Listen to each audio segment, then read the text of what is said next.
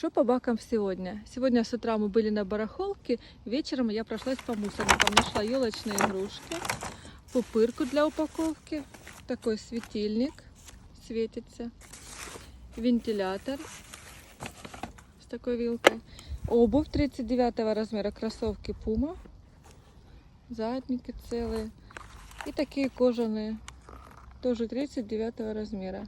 Еще взяла коробки для отправки посылок.